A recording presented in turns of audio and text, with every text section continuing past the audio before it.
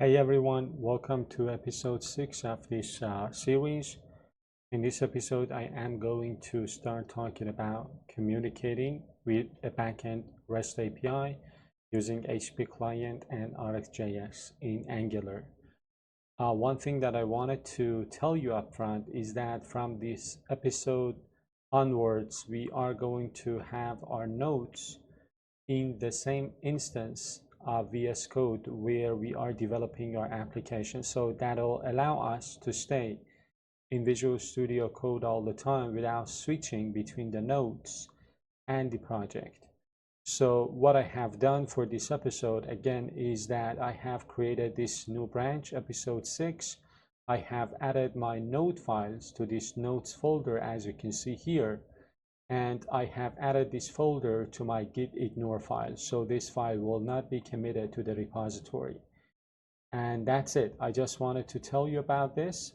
So right now I am running the application, and as you can see here, I have it running on the side in Google Chrome. So any change that we make here in the app will reflect instantly in the browser. So that will kind of streamline the process of developing this application. And I'd really appreciate it if you could tell me whether you prefer this style or the previous one, where we used to open the notes in another window and we would switch to this instance of Visual Studio Code to write our application. Anyway, yeah, let me know what you think in the comment section. And again, if you want to get the project files, the solution files, don't forget that you can do that using the link in the description of this episode.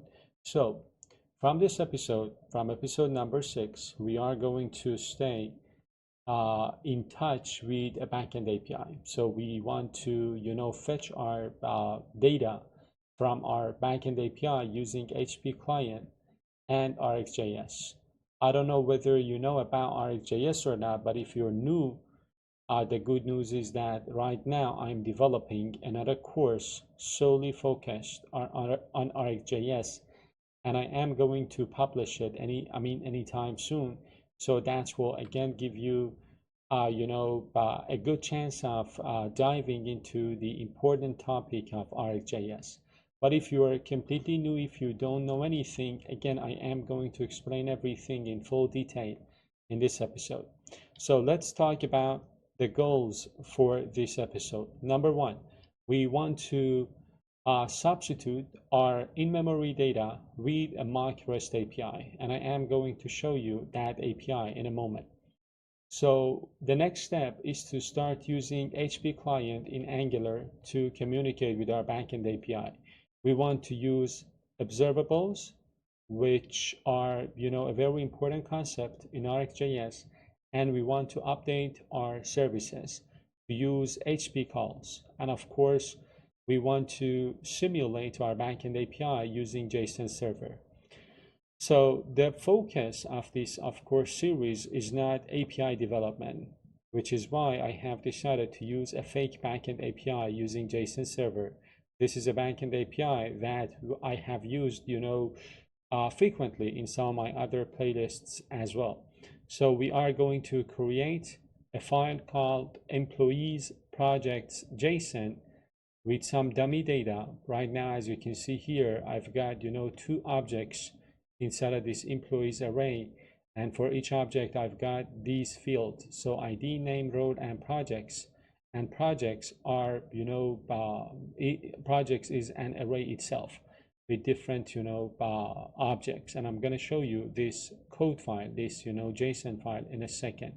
And then I'm going to use this command npm run start to run this server. So let me show you that API. This is the API I'm talking about, and this is the code file. So employees projects.json. As you can see, this is the structure that we've got. So for projects, we have 2 fields for each project. We've got name and deadline. And right now I've got, as you can see, 2 employees, and the first employee has 1 project assigned to them. And then I've got the second employee, which is empty.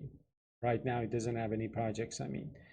So the next step in this project is to go to my, index.js, and I need to import this file. So employees.json, and then I am going to, kind of expose that. And when I use npm start from my package.json, when I use npm start, I'm going to run this, JSON server, package using this file. So index.json in index.js on this port number. So that will give us a very simple and run-of-the-mill, API, so that we can fetch our data from the backend. Now back to our Angular app. Now that we have, talked about that API, I want to tell you that the API is currently running on this port number. So let's get started configuring our application. There's something very important to talk about when it comes to, enabling API communication, especially if you are using Angular 17+. So there has been a new change. So basically, I would say a breaking change in Angular 17+, when you want to enable HTTP support, when you want to use standalone APIs. So right now, if you check out the Angular core version in our package.json, you will notice that we are using this version of Angular, so 19.2.0. If I take you to my package.json, Angular core, this is the version we are using, right? So in order to, enable HTTP support in this version of my application, this version of Angular, I need to, replace the content of my app settings, app config.ts with the following. So this is the code that we need to put inside of app config.ts, and then I am going to talk about some of these things. So before I, replace the content, let's just talk about some of these, important elements. The first one is provide HttpClient. As you can see here, we are using provide HttpClient with interceptors from DI, dependency injection. So what is this? This is the new way, the modern way to have HTTP support in your Angular applications if you are using standalone API. So that would mean Angular 15+, and of course recommended in Angular 17+. What it does, what this piece of code does, is that it registers HttpClient and all of its necessary services for you, like for example backend, XSRF, and so on. Where are they registered? Of course in your DI system, in your dependency injection. So it is kind of like, the replacement for what we used to do with previous versions of Angular with HttpClient module. HttpClient module is now deprecated. So provide HttpClient is again, registering HttpClient in our standalone app. What about interceptors? If you remember, we are calling with interceptors from DI inside of this provide HttpClient. Now, this is again an add-on configuration that we are passing to provide HttpClient, and basically we are telling Angular that we want interceptors to also register, with the old token, with the old HTTP interceptors token. So if, for example, you're using a code like this, right, then with interceptors from DI, the code that we added, will make sure that your interceptor still gets used in that HttpClient request chain. So this is, a topic that is not directly related to what we are going to develop in this episode, but it is important to understand. I am talking, by the way, about the, topic of interceptors. I am going to post another video about interceptors on the channel, but just remember that if you're using Angular 17+ or Angular 15+ even, that is the way to register your interceptors and HTTP support. Let's go to this app config.ts and replace that code with what we have here. So this is the code that we already have here, and what I am going to do is to get rid of this code and write the new version quickly. I'm gonna import a couple of things from Angular core. I'm gonna import provide router. I'm gonna import provide HttpClient and with interceptors from DI. Let's import routes. Let's import provide client hydration and with event replay, and then let's create the providers array and add provide HttpClient with interceptors from DI. Now I'm gonna refresh the page. Okay, let's get back to the notes, and I want to talk briefly about interceptors. As I said, I'm gonna create a full video on interceptors, but to just give you a rough idea, an interceptor is a class that lets you intercept or stop, stop to modify, intercept, and modify HTTP requests and response. So there are some use cases for this. For example, when you want to add authentication tokens, when you want to do some logging, when you want to show some loading spinners or catch global errors and handle them. These are implemented using interceptors. One example is the auth interceptor that I am creating here. So take a look at this. This has this decorator and it is implementing HTTP interceptor. Take a look at the code for a minute and you will kind of get the rough idea of what this code is going to do. So after you implement your auth interceptor like this, you need to register it. So you register it like this and you enable it again via the same code that we added above. In this case, at least for now, we do not have any interceptors, but I have added this just in case. So the next step is to go to that employee service file. So take a look at the employee service. Right now, we are maintaining a local, let's say, array of employees with one employee object. But of course, we want to change that, right? As I showed you, we have a backend API now, and we want to fetch our data from our backend API. So let's get to the notes and implement this. So this is the code that we are going to put in our employee service.ts.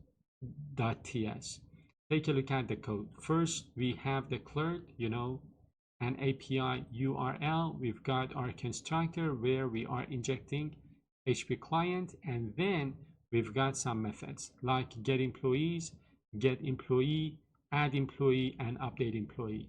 And these methods, as you can see, are using RxJS and this concept of observables that I am going to discuss with you. But if you take a look at the code inside of these methods, they're pretty self-explanatory. So for example, in get employees, we are sending a get request to this endpoint, to this URL, right? And this is, of course, it needs to change, by the way. It should be employees projects. So we are sending a get request to this endpoint, to this URL, and we are mapping the response to an array of employee, right? And then we are returning this.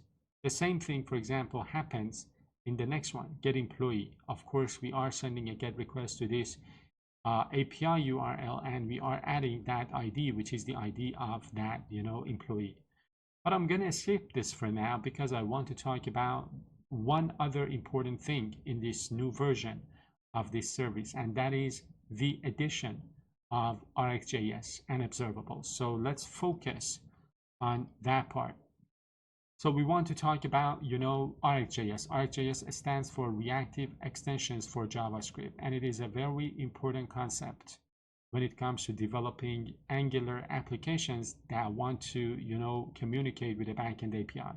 So the first thing that I want to tell you is that we are importing something called an observable from RxJS. So as I said, all methods in this new version of this service class return RxJS observables, and the HttpClient itself works using RxJS under the hood. But let's dive deeper and talk about the concepts in employee service, so the concepts related to RxJS. Let's take a look at this method. So get employees observable and then an array of employee. So this method or this function is supposed to return an observable of this type. The type is an array of employee objects. So first, what is an observable? An observable of T. So an observable is like a stream of data. So think of it as not one single piece of data, like for example, what is returned by a promise, but think of it like a stream of data. So those pieces of data will arrive in your application in like a stream, right? So it's a stream of data that can emit a single value or multiple values over time, some errors, or a completion signal. So in our case, when we say that this method is going to return an observable of employee array, so an array of employee objects, it means that what we expect from that method is an asynchronous stream that will emit a list of employees over a period of time. And then, of course, you can subscribe to this observable in your components to receive data when it's ready. So that is the way services and components get connected. Services, or rather the methods that you have inside of your services, can produce or return observables, and then inside of your components you subscribe to those observables. And when I say subscribe, basically it means that you kind of want to get notified when new elements, when new pieces of data arrive through that observable. Now let's continue. Before we update the service, let's continue and talk about HttpClient and RxJS. So take a look at this piece of code. So we are returning, right, the result of a GET request to this endpoint. And of course, we are mapping that result to an array of employee objects. First off, we are using HttpClient, and HttpClient in Angular provides us with some methods, like for example, get, post, put, and so on. These return observables. So remember, HttpClient in Angular behind the scenes is going to use observables and RxJS. So they make HTTP requests lazily. What it means when I say lazily, it means that no request will be sent to your backend API until you subscribe to that observable. So that is the meaning of lazy here, right? So by writing this piece of code, right, nothing is going to be sent to that endpoint, no request until you subscribe. So they make your HTTP requests lazily. So the HTTP requests are going to be sent only when you subscribe to those observables, and then emit the server's response once, and then they will automatically complete after emitting one value. If you remember, I told you that observables can emit a completion signal and allow you to obtain RxJS operators like pipe or catch errors. RxJS comes with a bunch of operators that you can use, very similar to what LINQ allows us to do in C# and .NET. So if you have some experience working with LINQ in C#, in .NET, you know that there are some extension methods that you can chain onto one another to create something like a pipeline to modify the data that you are working with, to filter those, for example, elements, to, I don't know, reshape them and so on. So RxJS allows you to do the same thing by providing you with a bunch of very useful operators, like for example pipe. And I'm gonna tell you about a couple of these. So let's do something. Before we move on and talk about the fact that observables are lazy, let me take you to this employee service, right, and update the code. So I'm going to zoom out a little bit, and I am going to, take out this previous version altogether. Don't worry about it. You can still get it by using this, episode 5 branch, but in episode 6, this is the new version that we've got. So the API endpoint and the methods for communicating with our backend API. So we've got get employees, get employee, add employee, and update employee. And of course, we need to import a couple of things, like for example, the observable from RxJS and HttpClient itself. Remember, we registered HttpClient. As I said, this is going to be employees and projects. And we need to, probably change a couple of things, but anyway. So this is what we have right now. So Alice Johnson, front-end developer. Let's take a look at the API to see if things are connected. As you can see here, things are not connected yet. So we are not getting these, we are not getting these developers for now. But that will change. We will, fix that. So let's get to the notes now. I want to talk about the fact that observables are lazy. So yes, here. Let me zoom in and talk about why observables are lazy. So again, as I told you, when you write your code like this, no request is going to be sent until you subscribe to those observables. Even though we are using our employee service and some of its methods, and these are probably going to be used in our components, again, until we subscribe, nothing is going to happen. And once you subscribe to them by doing something like this, so from your employee service, call get employees, and I know that get employees will return an observable, and I want to subscribe to that. And when I get the data that that observable is going to return, I want to do something with it. For example, I want to capture it inside of a local variable.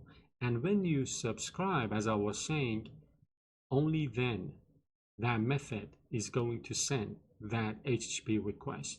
So now that this HTTP request is triggered, the data will be available when the server responds, and you can do, for example, something with that data. You can capture that data in a variable. Now, let's talk about observables and promises. If, for example, you have some experience with working with promises in TypeScript or JavaScript, there are some differences. For example, when it comes to promises, you cannot emit multiple values. So only one value will be returned by a promise. But with observables, of course, you can emit multiple values. In promises and in observables, we have this concept of lazy execution. As I said, using observables, nothing will happen, right? Nothing will happen until you kind of subscribe to that observable. Cancelable.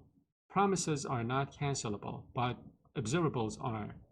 Last but not least, operators. We do not have operators in promises, but as I told you, RxJS offers a whole bunch of operators like map, filter, pipe, and so on that you can use to modify, to reshape the data that you get, for example, from your backend API. Now, in Angular, observables are preferred to promises because you can cancel them with unsubscribe. You can combine them with multiple streams like combine latest, switch map, and so on. And of course, the built-in HttpClient in Angular, forms, router, etc., they all use observables. Now, if you want to learn more about promises in JavaScript, I have another course on my channel. Let me show you. This is the course that I recommend if you want to learn about asynchronous programming in JavaScript using callback methods and promises and async and await keyword. This is the course that I highly recommend. So this is a very practical and hands-on course suitable for people who know nothing about about asynchronous programming in JavaScript. You of course need to know a thing or two about JavaScript, but you do not need to know anything about asynchronous programming in JavaScript. I take you step by step through the whole process from, callbacks to using promises, as you can see here, and finally async and await. So yeah, go ahead and take a look at this course. Now let's continue with the notes. The next step for us is to now update our components to use the methods in our services. And as I said, we know that the methods that we have in our services are lazy. They're not going to be executed until you subscribe to them. The first thing I want to do is to update employee list, one of our components. So let's take a look at employee list for now. This is employee list. And as you can see here, right now we have some errors. For example, on ng on a net, on employee added. Of course, the reason is that they are using, the employee service, and now the definition of these methods inside of employee service have changed. They are using observables now, and we need to make, changes to this component accordingly. So let's talk about the changes that we are going to make, and then I'm going to go ahead and make those changes. So these are the two changes that I am going to make. So inside of ng on a net, I am going to use my service and call the get employee, right? But of course, this is going to return an observable. I'm going to subscribe to that. When I get the employee that this get employee is supposed to return, I'm going to capture it inside of my local variable. On project added is again doing something similar. I am going to use this employee service. I'm going to call update employee. I'm going to pass this that employee, and then I'm going to subscribe to this, right? And that means that request, that update request, that put request is going to be sent to my backend API. Always remember, when you're using observables, until you subscribe, nothing is going to happen. So let's talk about these changes and then go to the component and implement these. The first one, subscribe to observables using the subscribe for data fetching. This is what we are doing in this piece of code. So we're using get employee, and we're passing the ID of the employee we want to fetch, and that will return an observable of employee. So if you remember, that is what is going to happen in our service. And then we subscribe to that. When we subscribe, it means that HTTP request is going to be triggered. And when the data arrives from our backend API, we are going to pass that to this, kind of arrow function, right? To this callback. And that is going to update the local variable that we have called employee with the data that API, that endpoint is going to send to us. So the observable emit once and automatically completes, because if you remember, I told you that observables can emit a completion signal. So in this case, this observable is going to emit once one employee object, and then it's going to automatically complete. And this is the typical RxJS pattern for reading asynchronous data from an HTTP source and reacting to this. And of course, when I say reacting, it means that doing something with the data. So the data arrives, you react to that data. What are you going to do with it? You're going to set a local field, that employee, with the data that backend API is going to send to you. And again, remember that lazy execution thing, right? So this piece of code is not going to do anything. Even though by looking at it, you might get the impression that it's going to send a GET request to that backend API. It's not going to do anything until you subscribe to this. So observables in RxJS are lazy. They're not going to proactively execute until you subscribe to them. And that is the moment that HTTP request is going to be sent. So let me get back to this, employee list component. And what I am going to do is to get rid of these two methods, and I am going to, write new version.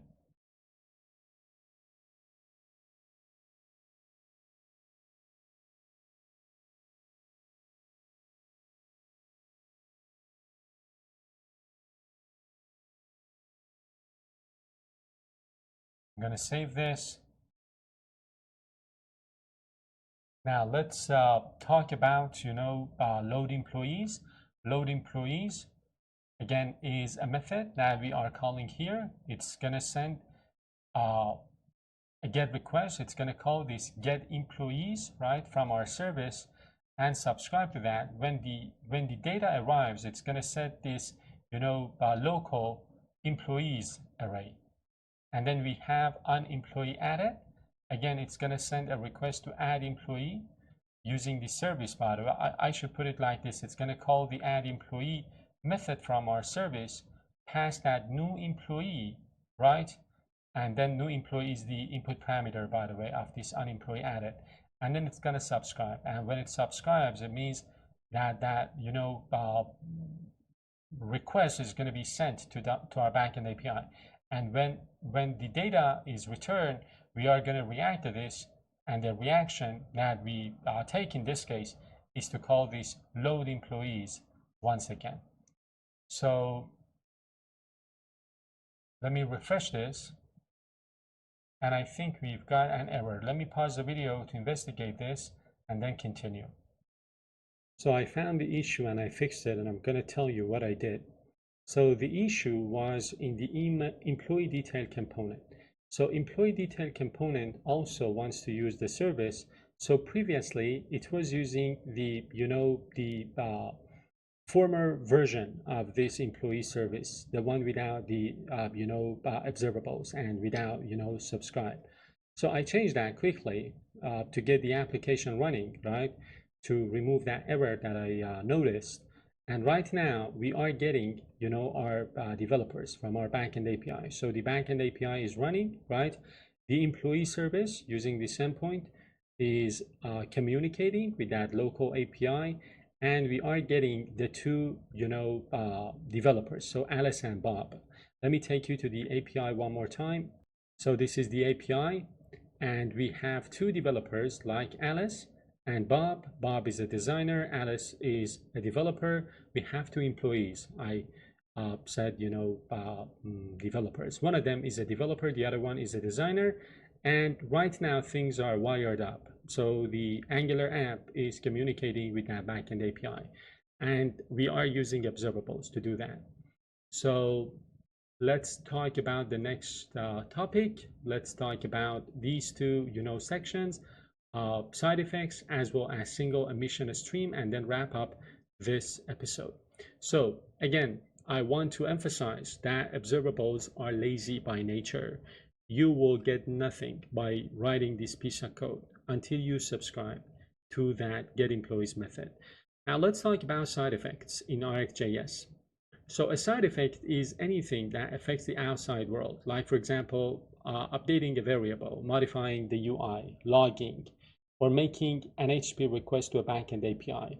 In React application, we use hooks to handle side effects. In RxJS, in Angular, side effects should only happen inside a subscribe or tap. And tap is one of the operators that RxJS provides. So because that's when the observable actually emits data. I know that this might sound a little bit, too technical, but I think the most important takeaway here is that when it comes to using RxJS and side effects, always remember to manage your side effects inside of your subscribe methods. So take a look at this side effect, right? You are, capturing something inside of a local variable. You are updating, a property that you have defined on your component, on your TypeScript file. So when the data is received from your backend API, you're going to run a piece of side effect, and that side effect, as I said, must go inside of your subscribe method. This is another example of a side effect. So again, you are calling update employee, and then you are passing this, employee to this update employee, and then you are calling subscribe. So when you subscribe, it means it's going to send an HTTP request, a put request, even though the response that the backend API is going to, return as a response for, update employee, because that is going to be, that is going to be ignored. You're not going to do anything with that data in the subscribe method. the effect, which is updating the server, still happens. So again, the key takeaway: use subscribe when you want something to happen, when you want to manage, a side effect. Observables are lazy and won't do anything until you subscribe to them. And again, in both of these examples, we are performing, side effects in subscribe. The first example of that, side effect was to capture the value that the API is returning in a variable, in a class property. The second one was to trigger a put request to save or to update something in the backend API. The last topic that I want to talk about in this episode before I wrap things up is single emission streams. Check out this piece of code. We are calling the update employee from the employee service. We are passing this employee to this update employee, and then we are calling subscribe. So this call updates the employee record using an HTTP request, using a put request. It returns an observable employee, but of course we are not going to do anything with it, right? Because as you can see, the body of this subscribe is empty. Even though it returns something, an observable of employee, we are not going to use that value. And even, calling subscribe, even so, still calling subscribe is required, because if you remember, when it comes to observables, we have this idea of lazy observables. So again, we need to subscribe to those observables, even though we don't want to use the data that they return, so that that HTTP request gets sent to the backend API. So common pattern when you need to, trigger a mutation, but don't care about the result. And if you want to learn more, as I said, I am going to produce and, publish a playlist on developing apps using RxJS. I intend to, create those videos outside of the context of Angular, so in plain JavaScript, so that you understand, what RxJS is all about. If you like that idea, please, let me know in the comment section. And if you have, any suggestions, just let me know. Drop a comment and tell me whether you prefer, for example, to have that, playlist in Angular or in plain JavaScript. The summary of this rather long episode. So in this episode, we developed a marked API thing in our, in our machine. So it is like a local API, right? So we are using HttpClient in Angular with observables to fetch, add, update data. We are going to subscribe to those observables, right? We have subscribed to those observables to send our requests, and we have implemented a real data flow from our backend API to our, Angular components and the services. So we've got our backend API now, we've got our services that are using observables, and then from components, we are calling the methods inside of those services that return observables, and we subscribe to those methods, and we do something with the data that they return.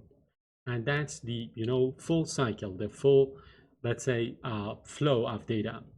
And I hope you enjoyed watching this episode. If that's the case, as always, don't forget to support me by liking the videos. Leave a comment if you've got anything to say. Share this video with at least one friend. And don't forget to keep watching the next episode as well.